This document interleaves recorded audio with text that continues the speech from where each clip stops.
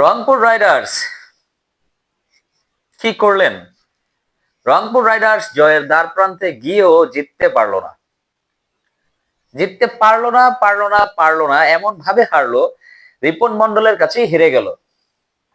আমাদের গাজীপুরের গর্ব রিপন মন্ডল, আমাদের গাজীপুরেরই ছেলে।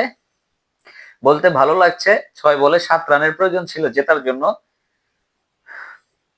রংপুর রাইডার্স সেটা করতে পারে নাই। 6 বলে 6 রানই তারা নিতে পারছে।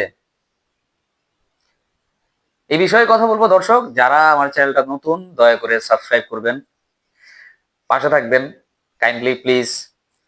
তো টস জিতে রংপুর রাইডার্স ফিল্ডিং করার সিদ্ধান্ত নিয়েছে।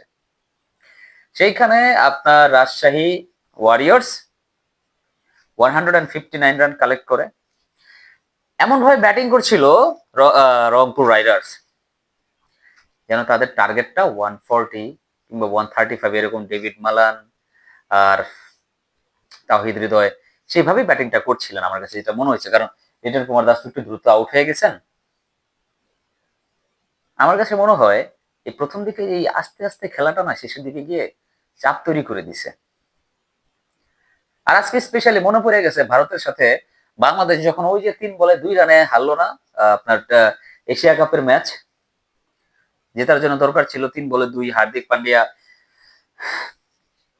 বোলিং এ আসলেন, সেখানে মুশফিকুর রহিম ক্যাচ তুলে আউট হয়ে গেলেন, মাহমুদুল্লাহ ক্যাচ তুলে আউট হয়ে গেলেন। কোইন্সিডেন্টলি আজকেও না, যখন 1 বলে 1 রান লাগে মাহমুদুল্লাহ স্ট্রাইকে ছিলেন। খাটো লেন্থের বল ছিল, লো ফুল টাচ, সেই বলটা মাহমুদুল্লাহ কিন্তু আসলে গ্যাপ খুঁজে বের করতে পারেন না, কিংবা তার নিয়তি ছিল যে তিনি ব্যাটে বল লাগাই দৌড়টা মারবেন, কিন্তু তিনি এইটা বোঝেন নাই যে সেই বলটা ডিরেক্টলি ফিল্ডারের হাতে যাবে এবং ফিল্ডার দৌড়ে এসে স্টাম্পটা ভেঙে দিবে আর তিনি দৌড়ায় আসতে পারবেন না। ম্যাচ কি আসলে ইচ্ছে করে এরকম করা হয়? আমার কাছে কেন জানি মনে হয় বিপিএল এ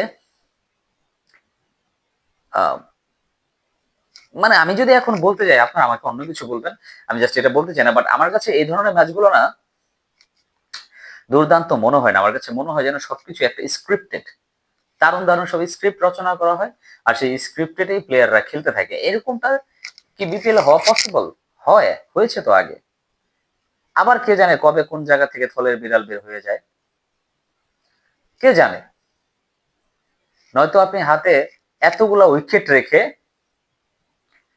20 বলে 20 রান নিতে পারবেন না।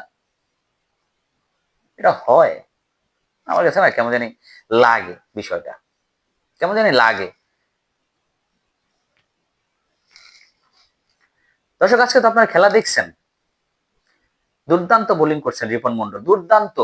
তার কাছ থেকে ক্রেডিট নেওয়ার কোনো ওয়ে আমার নাই, আপনাদেরও নাই।